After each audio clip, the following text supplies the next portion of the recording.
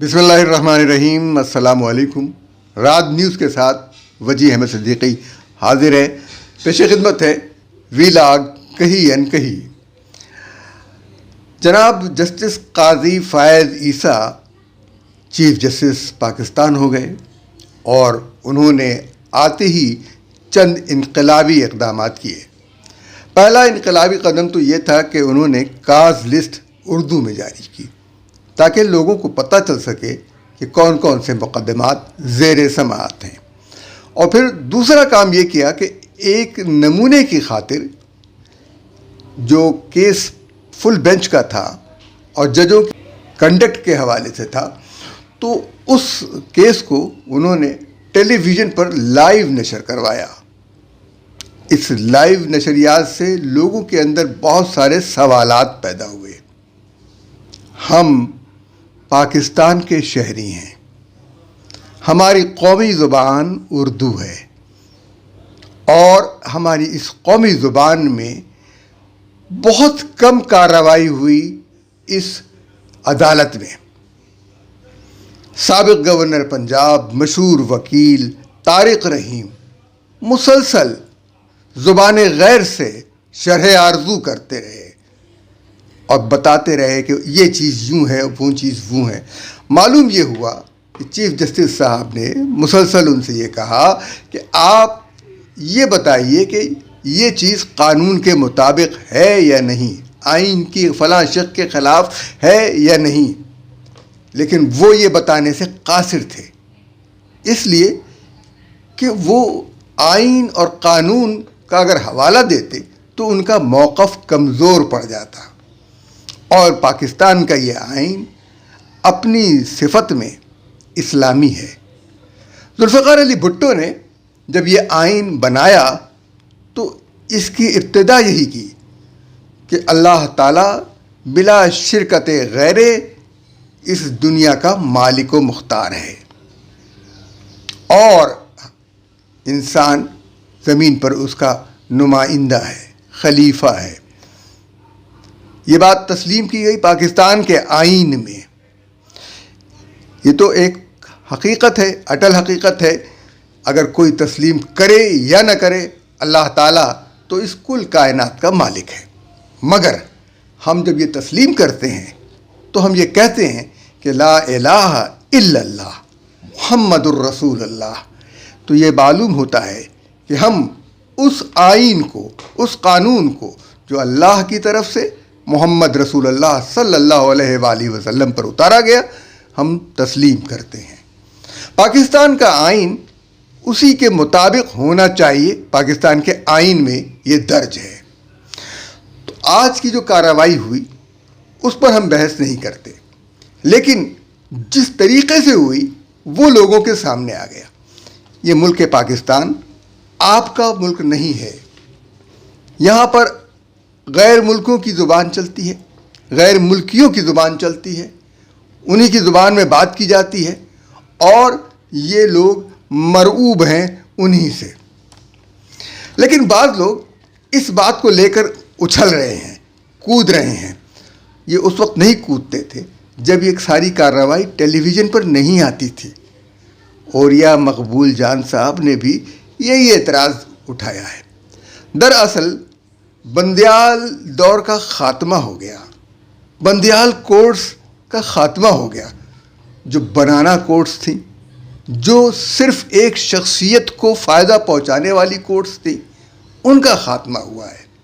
اس کے بعد یہ جو دور آیا ہے، اس کو ہمیں دیکھنا پڑے گا کہ کس طریقے سے ہم اس دور کے سامنے ساتھ چل سکتے ہیں. عوام کو یہ معلوم ہو گیا کہ ابھی ان کی رسائی اس عدالت تک نہیں ہے.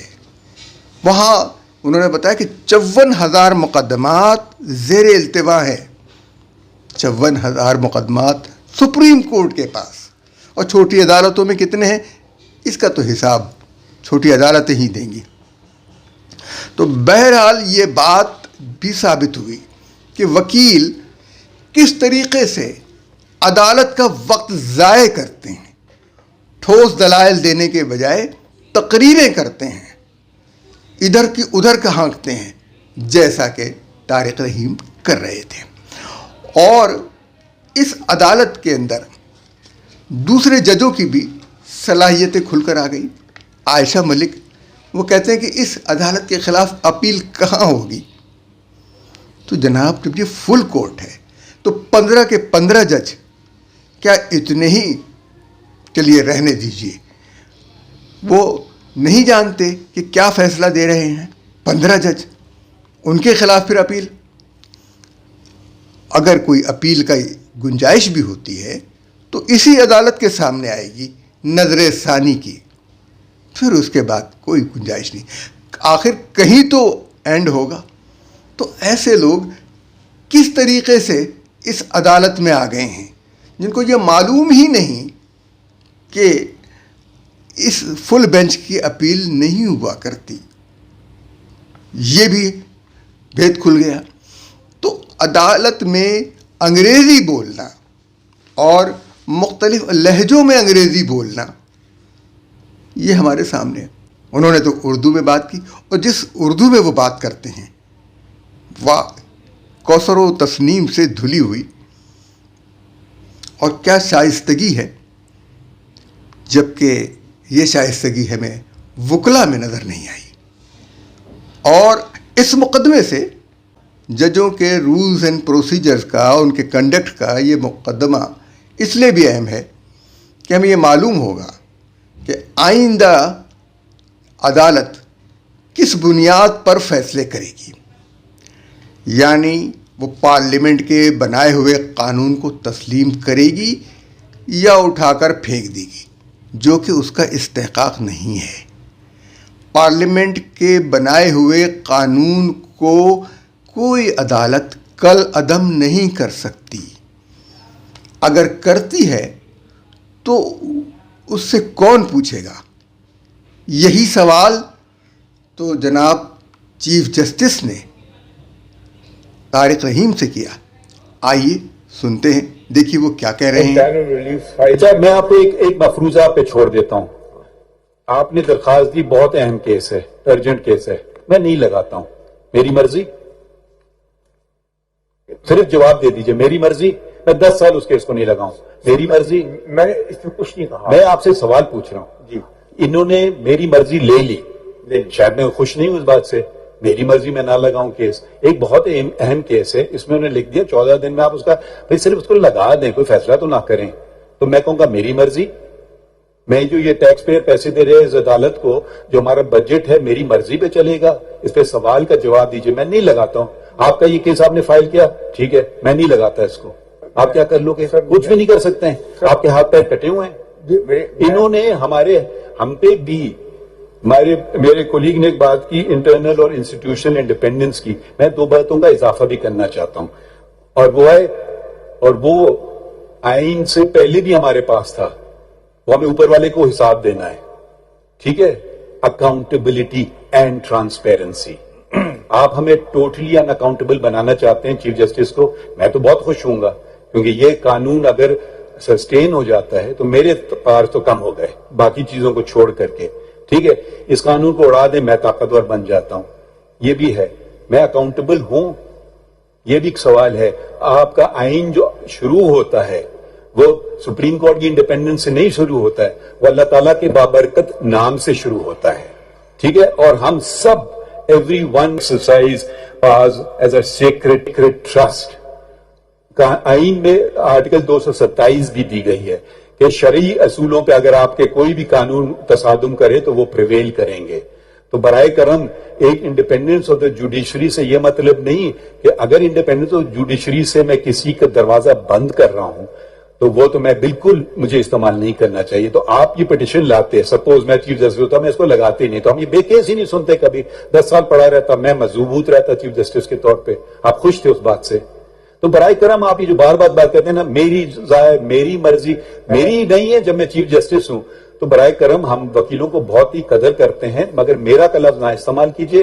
انگریزی میں کہتے ہیں me, myself and I are the 3 most useless words in the English language. اس کا میں اردو میں ترجمہ نہیں کر سکتا ہوں، شاید آپ بہتر کر سکیں گے.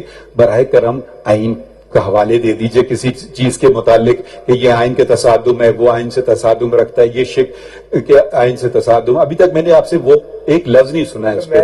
شکریہ. میں نے تو 3-4 جگہ کہہ دیا ہے کہ جہاں پہ 184(3) میں آپ اپیل کا رائٹ دے رہے ہیں تھرو دس آرڈینری لا، یہ ہو نہیں سکتا because this can only be done by a constitutional amendment. میں لفظ لکھا ہے اگریو پرسن. ٹھیک ہے. اب دیکھیے، اب ایک مفہوم تو یہ نکلتا ہے 184(3) کا کہ آپ ایسے معاملوں میں نہ الجھائیں اپنے آپ کو جو انفرادی نوعیت کے ہوں. اگریڈ سر. ذرا اگریڈ آپ سے اگری کریں یا نہ کریں، میں ذرا بات کر لوں انفرادی نوعیت کی. اگر ہم انفرادی نوعیت کے کیسز فیصلہ کرنے لگیں تو وہ بیچارہ کہاں جائے گا؟ میں آپ کو مثال دے دیتا ہوں. ریکوڈی کا کیس چلا، دونوں کیس فیصلہ ہو گئے تو میں اس پہ بات کر سکتا ہوں. ریکوڈی کا کیس آ گیا، ٹھیک ہے. سپریم کورٹ نے 184(3) میں اگریمنٹ اڑا دیا. ملک کو، سپریم کورٹ کو نہیں، ملک کو $6.5 بلین کی ڈز لگی. ہم نے کون سا جورسڈکشن استعمال کیا؟ ہم نے ایڈوائزری جورسڈکشن استعمال کیا. اگر ہمارے پاس یہ جورسڈکشن ہوتا، میں نہیں کہہ رہا ہوں فیصلے اچھے تھے برے تھے، میں صرف اس پہ تبصرہ کر رہا ہوں، ٹھیک ہے. اگر ہمارے پاس جورسڈکشن ہوتا، ہم وہ جورسڈکشن استعمال کر رہے تھے. اب ہم نے ایڈوائزری جورسڈکشن سے معاملوں کو ٹھیک سمت رکھنے کی کوشش کی، ٹھیک ہے. آپ کہتے ہیں نہیں، ملک کو $6.5 بلین کی ڈز لگ جائے تو لگ جائے. انڈیپینڈنس آپ کی چیف جسٹس کی ساخت پہ کمی نہ ہے. جی مجھے ایسے پاورز اپنے لیے تو نہیں چاہیے. میں اب وضاحت کر دوں، اگر آپ مجھے دینا چاہتے ہیں میں پھر بھی نہیں لینا پسند فرماؤں گا. میں وکلا جس طرح سے بحث کر رہے تھے اس سے معلوم ہوتا ہے کہ ان کے نزدیک آئین اور قانون نافذ کرنے کے لیے نہیں ہوتے، بلکہ صرف عدالت میں مقدمات کے لیے منہ شگافیاں کرنے کے لیے ہوتے ہیں. ان سے نئے نئے نکتے نکالے جاتے ہیں اور ان کے نئے نئے معنی و مطالب نکالے جاتے ہیں، لیکن کوشش یہ کی جاتی ہے کہ وہ کسی طرح نافذ نہ ہو جائیں، کسی پر لاگو نہ ہو جائیں. اگر کسی نے غداری کا ارتکاب کیا ہے تو اس کو غدار قرار نہ دیا جائے. اگر کسی نے قتل کیا ہے تو اس کو قاتل نہ کہا جائے. کاش کب ہوگا انصاف؟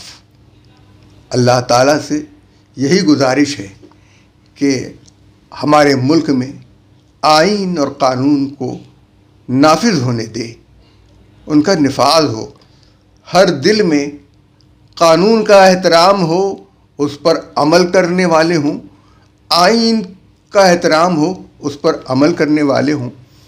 جیسے قاضی فائز عیسیٰ نے حلف اٹھایا اور اپنی اہلیہ کو بھی ساتھ کھڑا کیا. ان کی اہلیہ نے ان کا بہت ساتھ دیا، جبکہ الزام لگانے والوں نے ان کی اہلیہ کو بھی نہیں چھوڑا تھا. اور وہ الزام لگایا تھا صدر عارف علوی نے، ریفرنس انہوں نے دائر کیا تھا، جھوٹا ریفرنس تھا. عارف علوی کا اس معاملے پر مواخذہ ہونا چاہیے تھا، ان کو برطرف کر دیا جانا چاہیے تھا. وہ اس بات کے اہل نہیں تھے کہ انہوں نے ایک جھوٹا مقدمہ قائم کیا، لیکن ایسا نہ ہو سکا. وہ اب تک موجود ہیں، ان کی مدت پوری ہو گئی ہے، بطور نگراں صدر ان کو دیا ہے. وہ تو بے حیائی کی خیر ہو یار، اب لوگ غیرت سے مر گئے ہوتے. ہمارا یہ ویلاگ آپ کو کیسا لگا؟ اسے زیادہ سے زیادہ لوگوں تک پہنچائیے، چینل کو سبسکرائب کیجیے، ویڈیوز کو لائک کیجیے، شیئر کیجیے اور زیادہ سے زیادہ لوگوں تک پہنچائیے. ہمیں اجازت دیجیے. اللہ حافظ.